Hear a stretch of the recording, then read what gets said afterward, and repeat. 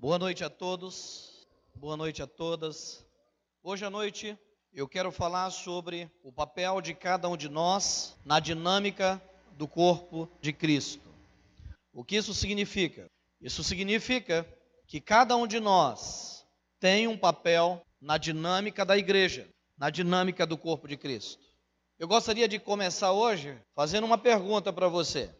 Olhe para as pessoas que estão nas duas primeiras fileiras da sua frente. Quem está sentado aqui não vai ter duas primeiras fileiras.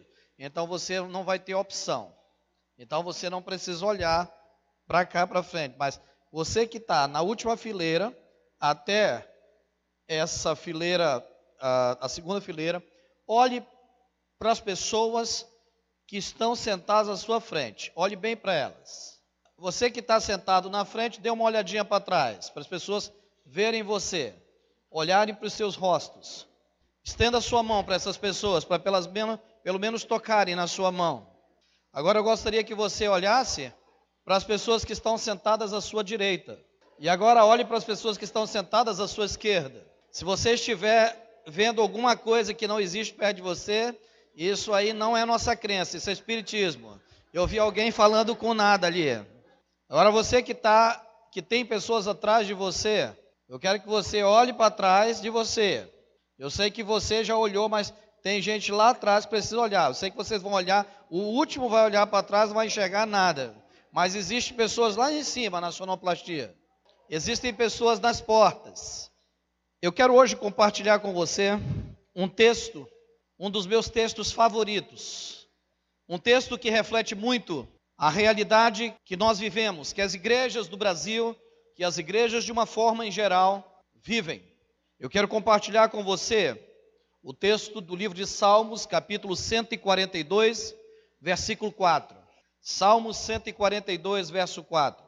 Se você está sentado aqui e tem cadeiras próximas a você, eu peço a você que sente para dar espaço nas pontas. Libere os espaços das pontas, que as pessoas que chegam, para elas poderem sentar nos espaços das pontas. Assim também nós vamos poder observar quantas cadeiras vazias nós temos. A mensagem de hoje tem tudo a ver com essas cadeiras vazias. Isso vai facilitar também o trabalho do pessoal da recepção. Eu não sei se você já se sentiu assim. Eu não sei se um dia você já acordou assim, se achando desamparado pelos seus parentes, desamparado pela sua família, desamparado pelas pessoas que você diz que ama. Eu não sei aonde você foi buscar refúgio, mas nós estamos diante de um texto em que o salmista, ele escreve o seguinte, eu vou ler na Almeida Revista e Atualizada. Olha à minha direita e vê, pois não há quem me reconheça. Nós estamos diante de uma queixa, nós estamos diante de um fato. O salmista dizendo, olha à minha direita, eu entro e saio dos lugares e as pessoas não me reconhecem, não sabem quem eu sou. Sabe por que elas não me reconhecem? Porque eu não me interesso, porque eu não sou importante para elas. Eu não sou interessante para elas. Porque quando as pessoas são interessantes para nós, quando por alguma razão nós achamos que podemos tirar algo daquela pessoa, ou elas podem nos ajudar de alguma maneira, a primeira coisa que nós buscamos saber é o nome delas. É se elas estão bem. E esse homem está dizendo que ele olhou à direita dele e ninguém reconheceu ele. Ninguém me reconhece. Eu entro na igreja, eu saio do tabernáculo, eu saio do templo, eu saio do santuário, eu entro na igreja e ninguém me reconhece. E aí ele diz, pois não há quem me reconheça, nenhum lugar de refúgio. Eu não encontro um lugar de refúgio, um lugar acolhedor, um lugar onde eu me sinta protegido, um lugar onde eu me sinta bem. Se Deus tem colocado essa igreja e você tem se sentido bem, é porque aqui você achou um lugar de refúgio. Mas ele continua a sua queixa. E ele diz, ninguém se interessa por mim. Ninguém se interessa por mim. Numa outra tradução diz, ninguém se importa com a minha alma. Ninguém se preocupa comigo. Nós estamos diante de um texto, minha gente, que expõe, de um texto que mostra, de um texto que revela um raio-x das nossas igrejas. Parece até que o autor desse salmo, parece até que esse salmista, Em algum momento ele frequentou uma das igrejas que nós frequentamos. Talvez ele frequentou até a nossa igreja. Ou seja, na maioria das vezes, nós estamos na igreja, nós cantamos essas músicas maravilhosas que vocês terminaram de cantar. Nós nos emocionamos com essas músicas que nós terminamos de cantar. Às vezes, sentimos vontade de chorar com essas músicas que tocam a nossa alma. Nós declaramos o nosso amor por Deus quando nós cantamos. Nós até participamos dos serviços da igreja, participamos dos ministérios, fazemos ações, porque nós achamos ainda, nós temos aquela concepção de boas obras, de que boas obras salvam. Alguns até são líderes, mas acontece uma realidade que tem tudo a ver com esse texto. A realidade é que nós não nos preocupamos com a pessoa que está sentada do nosso lado. E às vezes nós nem sabemos o nome dela. Às vezes nós saímos, às vezes nós entramos, às vezes nós voltamos e não sabemos o nome dela. Às vezes nós até marcamos a nossa cadeira do auditório. Nós sentamos sempre no mesmo lugar, sempre com os mesmos amigos. É capaz de você sentar e a cadeira dizer automaticamente para você quem é a pessoa que senta do seu lado. Mas não são somente essas pessoas que Deus quer que você se importe. Deus quer que você se importe com todas as pessoas que estão aqui. Deus quer que você conheça, além dessa pessoa que está sentada na sua direita, além dessa pessoa que está sentada na sua esquerda. Deus quer que você conheça, além da pessoa que está sentada atrás de você. Porque provavelmente as pessoas que estão sentadas à sua direita e à sua esquerda fazem parte da sua família ou fazem parte do seu círculo de amizade. Mas aquelas que estão assentadas atrás de você, talvez você não as conheça. Aquelas que estão sentadas na sua frente, talvez você não as conheça. Você não sabe a realidade dessas pessoas. E esse texto nos coloca diante de um raio-x. Ele nos mostra que nós, como igreja, não temos nos preocupado com essas pessoas. Nós não nos preocupamos se nós não nos preocupamos se é uma pessoa desconhecida ou se é uma pessoa conhecida. Nós não perguntamos o nome das pessoas. Nós não nos interessamos em saber se essa pessoa que está aqui dentro da igreja, ela está precisando de uma ajuda. A pessoa que está do seu lado pode estar precisando de uma ajuda. E ela não precisa falar para você que está precisando de uma ajuda. Porque onde existe amor, o amor não precisa que alguém venha e diga o que está faltando. O amor percebe. Esse é o princípio da filosofia do amor de Jesus Cristo. A filosofia de que não há necessidade de você chegar e dizer qual é a sua dor, mas de eu perceber qual é a sua dor, de eu perceber qual é a sua necessidade. Essa é a filosofia de Jesus, a filosofia de amor de Jesus Cristo. E esse texto nos expõe a essa realidade. Ele mostra que nós não nos interessamos em ajudar as pessoas. Nós não nos interessamos em dar uma palavra de ânimo a essa pessoa. Às vezes nós temos pessoas que entram nas nossas igrejas buscando refúgio. Elas não querem dinheiro, elas não querem alimentação. Elas querem apenas uma palavra de ânimo, uma palavra de apoio. Elas querem apenas que você dê a elas uma palavra que acalme o coração delas. Algumas receberam um diagnóstico e estão esperando que saia da sua boca assim: irmã, Deus vai abençoar você. É isso que elas estão. Vai em paz, Deus é contigo. Quando Jesus Cristo entrava em todas as casas, não faltava na boca de Jesus uma palavra de apoio, uma palavra de motivação, uma palavra de qualidade, de bênção. A paz esteja com vocês. O grande problema é que esse raio-x, ele revela que nós não nos interessamos mais pela vida das pessoas. É por isso que esse texto diz: olha à minha direita e vê, pois não há quem me reconheça, nenhum lugar de refúgio, ninguém se importa comigo. Aí eu fico pensando, por que muitos membros, por que muitas pessoas não se preocupam, não se importam com a vida das pessoas? Isso acontece porque nós vivemos num mundo muito egoísta, e nós acabamos sendo contaminados por esse mundo egoísta. E quando nós somos contaminados com esse mundo egoísta, nós nos tornamos parecidos com esse mundo egoísta.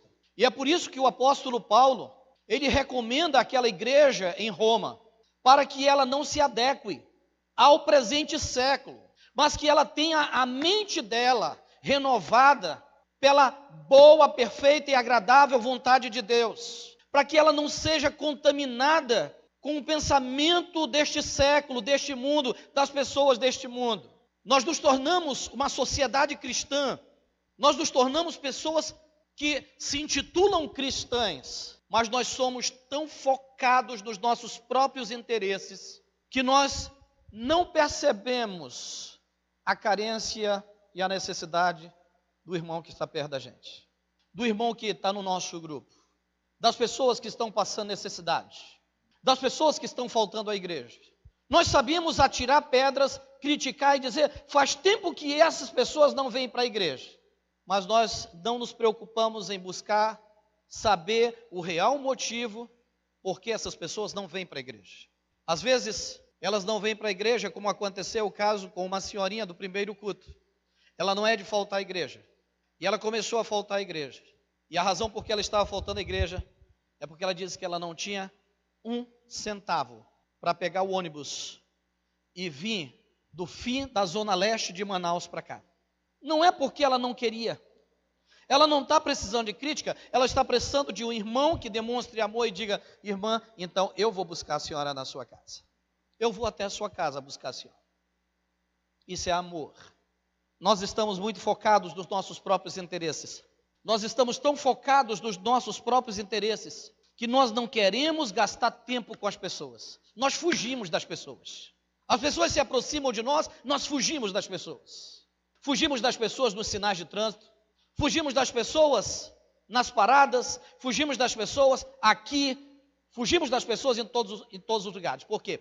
Porque nós estamos focados nos nossos interesses. Eu não posso tirar 1 centavo dos meus sonhos, 1 centavo das minhas metas, 1 centavo das minhas conquistas. Por que isso acontece? Isso acontece porque a grande maioria das pessoas, a grande maioria dos membros, eles acreditam que quem tem que cuidar das pessoas que faltam à igreja, quem tem que cuidar das pessoas que estão precisando de alguma coisa na igreja, tem que ser o pastor, tem que ser o líder dessas pessoas. Eles acham, faltou alguém, isso é dever do pastor ir atrás. Faltou alguém, é dever do líder ir atrás. E nós estamos diante de um texto que diz que esse dever, essa responsabilidade é de todos nós. Que esse papel é de todos nós. Esse papel na dinâmica do corpo de Cristo é de todos nós. Não é do pastor, não é do líder, é de todos nós. Esse papel na dinâmica do corpo de Cristo é daquele que percebe a ausência do seu irmão. Porque se você percebeu a ausência do seu irmão, é porque Deus o colocou diante dos seus olhos para que você seja um instrumento de recondução daquele irmão para o aprisco. Quem pensa que isso é responsabilidade do pastor, quem pensa que isso é responsabilidade da igreja, quem pensa que isso é responsabilidade dos líderes, quem pensa que isso é responsabilidade dos ministérios, está pensando de forma errada. Porque o nome disso, se preocupar com a vida das pessoas, se importar com a vida das pessoas, oferecer você mesmo como um refúgio para as pessoas, tudo isso se chama amor. Isso se chama amor. E amar é uma tarefa. Amar é uma missão, e é uma missão de todo aquele que se diz filho de Deus. É uma missão de todo aquele que se considera um crente em Cristo Jesus. Amar é uma missão de cada um de nós. É por isso que no livro de João, capítulo 13, versos 34 e 35, veja o que a Bíblia diz. João, capítulo 13, 34 e 35. Ele diz assim, um novo mandamento dou a vocês. Amem-se uns aos outros. Como eu os amei, vocês devem amar-se uns aos outros. Com isso como? Amando uns aos outros, se importando uns com os outros. Aquele irmão faltou, é meu papel me importar por que ele faltou. Talvez ele não está bem no relacionamento dele, talvez ele não está bem fisicamente, talvez ele não está bem emocionalmente, talvez ele não está bem espiritualmente. É meu papel. É minha responsabilidade, é meu dever e ajudá-lo. Por quê? Porque isso se chama amar. E a Bíblia diz que quando nós agirmos dessa maneira, ele diz, vocês devem amar uns aos outros. Com isso, ou seja, demonstrando essas atitudes, todos saberão que vocês são os meus discípulos se você agir assim. Se você se preocupar com seus irmãos, todos saberão que vocês são meus discípulos, se vocês se amarem uns aos outros. Mas eu quero que você leia também o que está escrito no livro de 1 João, capítulo 4, versículo 20. Enquanto você procura, eu vou lendo para você depois encontrar e marcar. Lá, o apóstolo João, ele diz assim, ele diz que aquele que disser que ama a Deus e não amar o seu irmão é mentiroso. Se você nos louvores, você diz, eu amo a Deus, eu amo Deus, mas você não ama seu irmão, Deus está dizendo, você é mentiroso. As nossas igrejas estão cheias de pessoas desse tipo, mentirosas, que dizem que amam a Deus e não amam seus irmãos. Pessoas que dizem que amam a Deus e viram as costas para a necessidade do seu próximo, viram as costas para a necessidade das pessoas. Nesse texto aqui, Deus está mostrando uma coisa muito importante para cada um de nós. Nesse texto aqui, Deus está nos falando que amar o próximo não é simplesmente dizer para ele, eu te amo, irmão. Isso não é amar o próximo, não. Dizer para o irmão apenas, eu te amo, irmão, não é amor, não. Amar o próximo é se interessar pelo próximo, mesmo quando o próximo não tem nada para oferecer para você. Isso é amar o próximo. Amar o próximo não é amar aquele irmão que tem porque tem dinheiro. Você diz, eu te amo, meu irmão, porque eu posso precisar de você. Amar o próximo não é só amar quando você precisa dele por alguma razão, porque você quer se beneficiar dele. Você vai ver que durante esse ano vai ter muita gente procurando amar você. É ano de eleição, vai ter muita gente amando você. Amar o próximo é amar sem se interessar.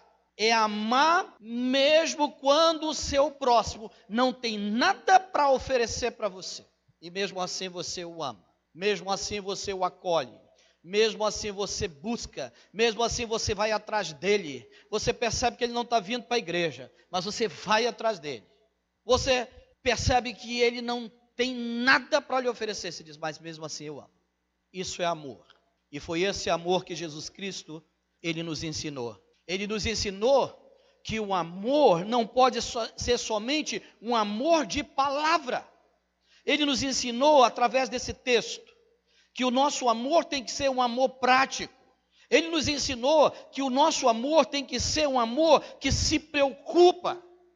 É por isso que Jesus Cristo, quando conversou com os seus discípulos, ele ensinou para os seus discípulos que uma das metas ministeriais dele era que nenhum daqueles que ele ganhou se perdesse, porque isso é meta de amor. Jesus Cristo nos ensinou que amar é sentir falta das pessoas.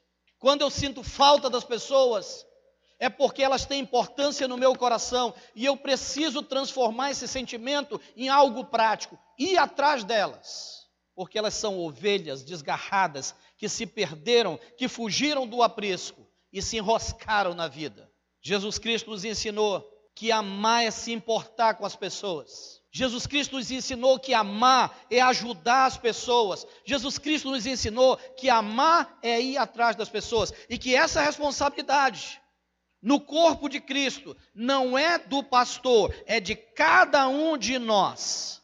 Se eu sentir falta, a responsabilidade é minha. Semana passada um irmão me procurou na igreja. Ele veio para o primeiro culto. Aí ele chegou e disse, pastor, o senhor já percebeu no primeiro culto que tem muitas cadeiras vazias? Eu falei, já, mas eu queria ser rápido. Mas ele não deixou, ele foi embora. Aí eu pensei, amar não é somente a gente observar, detectar, perceber o problema. Jesus Cristo foi além. Ele disse, você percebeu o problema? Quando os discípulos de Jesus Cristo chegaram com Jesus Cristo e eles perceberam o problema, ele disse, Jesus, nós temos uma multidão de quase 5.000 e eles estão com fome. Ele disse, muito bem, você percebeu o problema. O que você fez? Ele disse, nada, não tem nada, não é só perceber o problema, é mostrar qual é a solução. E Jesus mostra qual é a solução. Um dentre aqueles discípulos disse, Senhor, tem um garotinho aqui que tem 5 pães e 2 peixinhos. Ele disse assim, aí sabe que é a solução. Quando nós vemos o problema, quando você enxerga o problema, é porque Deus quer que você ache solução. Qual era a solução que Deus queria para aquele irmão? Que estava se preocupando. Eu temo, às vezes, quando Salomão, ou quando os nossos irmãos, eles oram dizendo, Senhor, recaia sobre nós a responsabilidade dessas cadeiras vazias. Que é isso? Recai sobre todos nós, porque a responsabilidade das cadeiras vazias, de pessoas que não estão tendo a oportunidade de ouvir uma palavra genuinamente sadia, é de cada um de nós. E se está vazia, é porque alguém que nós conhecemos não está sentado nesse lugar, à sua direita, atrás de você, na sua frente.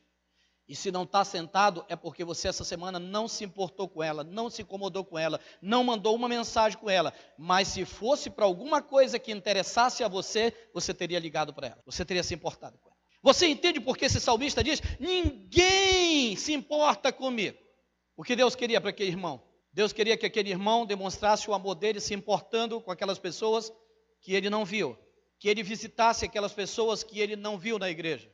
Se mandou uma mensagem e não teve resultado, visite pessoalmente essa pessoa, esse indivíduo, esse irmão, aquele que você está sentindo falta. Mande uma mensagem. Mas eu quero chamar a sua atenção para o capítulo 4 do livro de Gênesis. O capítulo 4 do livro de Gênesis, nós encontramos a história de Caim e de Abel. Todos nós conhecemos essa história. Talvez seja uma das histórias mais conhecidas por todos nós. Na história de Caim e Abel, nós acreditamos que o fato que incomodou Deus foi a inveja de Caim. Nós achamos que a inveja de Caim incomodava Deus. Mas quando você lê aquele texto, você descobre que há algo que incomoda muito mais Deus do que a inveja de Caim. Você sabe o que é? A resposta de Caim. A forma como ele responde. O jeito como ele responde. A forma como ele responde para Deus. A resposta que ele dá para Deus é uma resposta que ofende Deus, que deixa Deus incomodado. No verso de número 9, do capítulo 4, veja o que a Bíblia diz. Verso de número 9.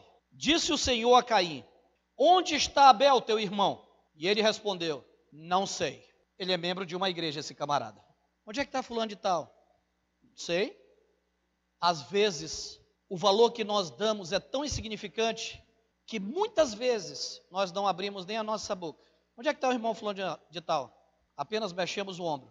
Quando Deus perguntou sobre o irmão dele, sobre Caim, sobre Abel, ele disse: não sei. Quantas vezes nós não respondemos como Caim? E o irmão fulano de tal? Não sei. Aí ele foi mais além. Ele foi arrogante, ele foi prepotente, e ele disse: por acaso serei eu guardador do meu irmão? Por acaso serei eu tutor do meu irmão? Por acaso serei eu o responsável de cuidar do meu irmão? Sabe qual seria a resposta de Deus? Sim, você é responsável de cuidar do seu irmão. Porque todos nós somos responsáveis de cuidar da vida uns dos outros. Nós temos que nos preocupar quando um irmão faz falta. Quando o irmão não está presente aqui. Nós devemos nos preocupar porque era isso que Deus queria ouvir de Caim. Que ele estava preocupado com Abel, o irmão dele. Mas não foi isso que Deus ouviu de Caim. Pelo contrário, ele disse: não sei. Por acaso sou eu tutor de meu irmão? Serei eu o guardador do meu irmão? Ou seja, a resposta de Caim ofendeu Deus. A resposta de Caim incomodou Deus. Porque às vezes nós também agimos como Caim. Nós agimos como Caim quando nós não nos importamos com a vida espiritual das pessoas da nossa igreja, com a vida espiritual das pessoas que frequentam o nosso grupo. Elas faltam, elas começam a faltar e nós deixamos para lá. E todos os dias Deus visita e pergunta: onde está o seu Abel? Onde está o seu Abel? Aquele irmão que está faltando no seu grupo é o seu Abel. E Deus não quer ouvir de você: não sei. Por acaso eu sou o guardador dele? Sou eu responsável por ele? Responsável por ele é a líder, o responsável por ele é o pastor? Não, Deus diz: você é responsável pelo seu Abel. Deixa eu fazer uma perguntinha aqui. Quantos de vocês, nas últimas 3 semanas, têm sentido falta de alguém que não tem vindo à igreja? Levante a mão. Nas últimas 3 semanas, você percebeu que tem pessoas que você conhece, que sentavam próximas a você ou que faziam parte do seu grupo de GO, do seu grupo de oração, e você está sentindo falta há mais de 3 semanas dessa pessoa? Levante sua mão. Qual foi a forma de amor que você usou para mostrar para essa pessoa que você se incomoda por ela ou com ela? Você diz: eu mandei uma mensagem, eu já mandei 2 mensagens, eu já mandei 3 mensagens. Deixa eu falar para você, Nada mais é tão eficiente do que quando você manda mensagem e elas não dão resultado e você vai pessoalmente ao encontro da pessoa. E você vai até a casa dessa pessoa e você diz: nós viemos aqui porque nós estamos sentindo a sua falta. Você é importante para nós. Você é importante para o reino de Deus. Você precisa voltar. E eu me preocupo com a sua alma. Eu me preocupo com você. E eu não quero ser cobrado por Deus de não me preocupar com você. Nós precisamos entender que todos nós somos responsáveis pela vida dos nossos irmãos. Nós somos responsáveis pela vida espiritual de todos eles. Nós não podemos, irmãos, acordar cedo e dizer que nós estamos de bem com Deus, se os nossos irmãos estão mal com Deus. E nós estamos percebendo isso. Nós não podemos dizer que nós estamos de bem com Deus, se nós não tomamos nenhuma atitude para ajudar aqueles nossos irmãos que estão passando por dificuldades emocionais, físicas e espirituais. Você diz: mas pastor, eu já fiz isso. Eu já fiz isso e tem irmãos que eu já fui uma vez, 2 vezes, 3 vezes, eles não querem saber de nada. Eles não querem saber de voltar. Qual deve ser a minha atitude? Se você já foi uma vez atrás do irmão, 2 vezes, 3 vezes, e nessas 3 vezes o irmão disse: me deixa, eu não quero, vocês não entenderam. Somente quando ele disser isso para você, é que você tem que dar um tempo para ele. Eu não estou dizendo para você desistir dele, mas você dá um tempo para ele.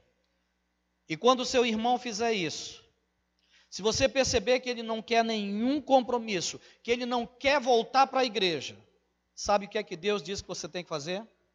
Orar por ele e pedir que Deus assuma aquela situação, que Deus assuma aquele caso. Você tem que chegar com esse irmão que diz: não, eu não quero.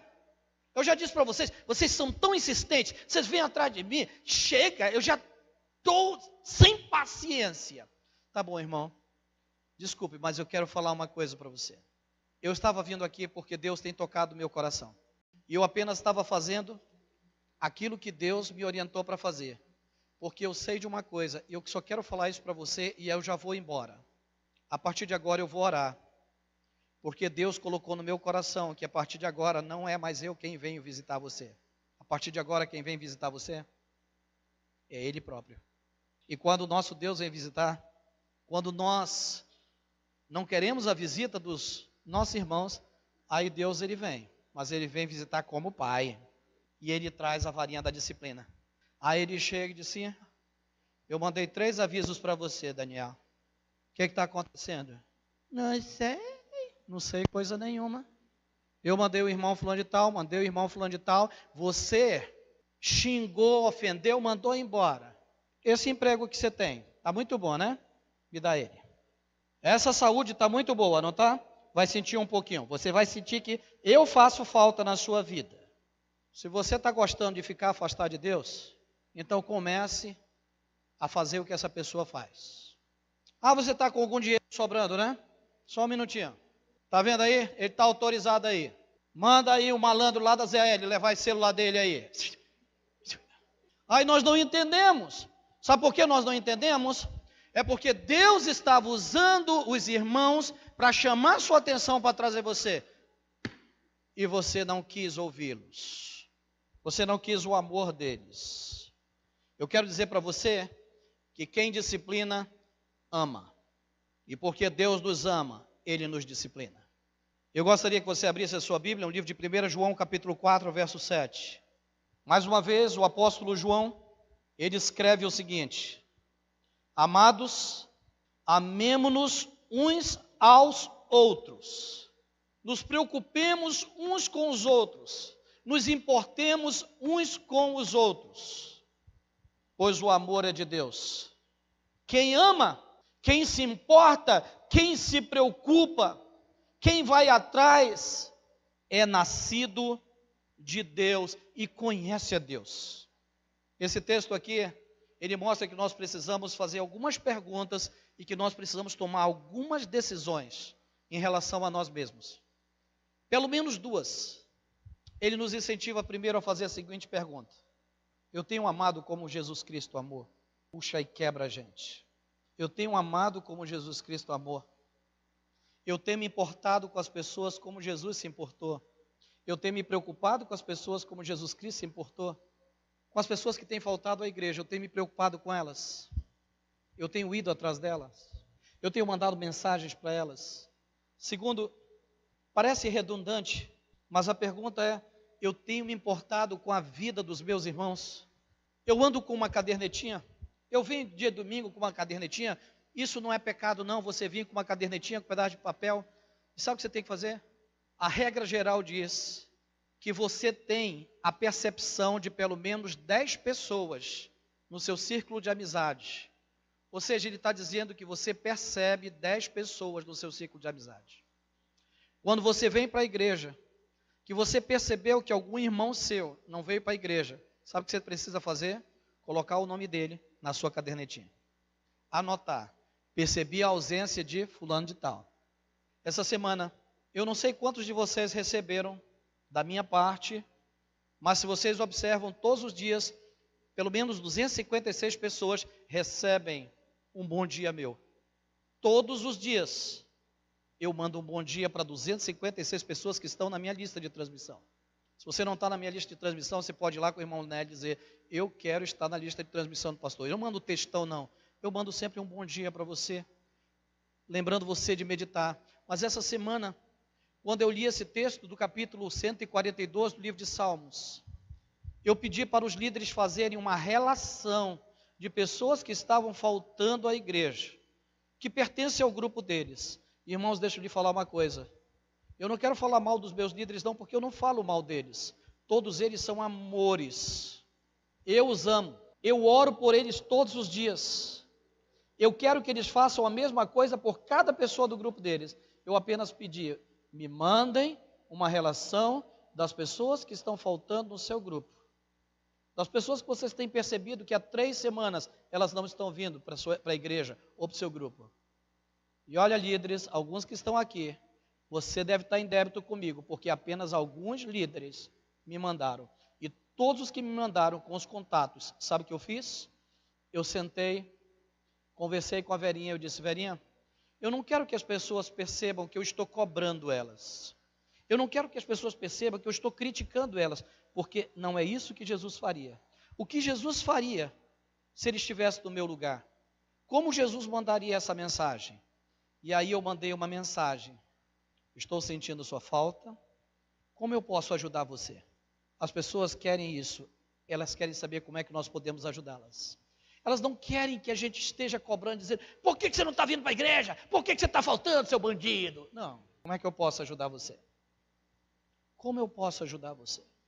Todas as vezes que Jesus Cristo pôde dar exemplo do seu amor, ele perguntou para as pessoas: o que é que você quer que eu faça? Tu está assim leproso, porque tu andou fazendo um monte de coisa errada, leproso. Não, o que é que você quer que eu faça? E o que é que o leproso respondia? Quero ser curado. Você está entendendo? Eu sugiro a você que anote o nome das pessoas que faltam, que você conhece todos os domingos. Eu sugiro a você que envie mensagens para ela. Imediatamente terminou o culto, mande: sentir a sua falta. Talvez aconteceu um problema em família, diz: porque aconteceu eu posso ir com vocês, orar por vocês. Você sabe quando é que os problemas, eles são equacionados, eles são resolvidos imediatamente? É quando nós percebemos esses problemas dentro das 48 horas. Quantas pessoas não estariam curadas de cânceres se percebesse que a iniciação tumoral se deu em 48 horas? Quantos casamentos teriam sido salvos se alguém percebesse que aquele casal está prestes a terminar um relacionamento em menos de 48 horas? O que Deus está dizendo aqui é exatamente isso. Nós precisamos amar, nos importar. E se nós enviamos mensagem e nós não temos respostas, você precisa visitar pessoalmente. Você precisa ajudar espiritualmente, fisicamente, emocionalmente.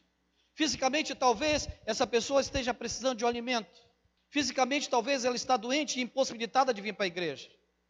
Eu sei que tem coisas que você não pode ajudar.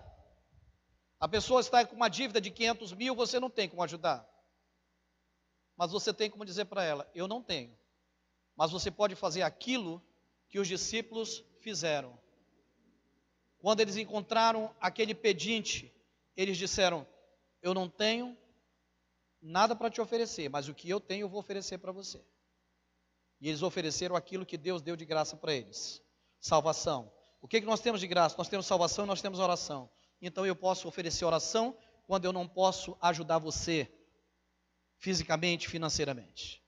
Agora eu quero mostrar para você, no livro de Tessalonicenses, capítulo 3, verso 12, o que é que vai acontecer com a nossa igreja? O que vai acontecer com os nossos grupos, se nós agirmos assim? Veja o que a Bíblia diz, 1 Tessalonicenses, capítulo 3, verso 12.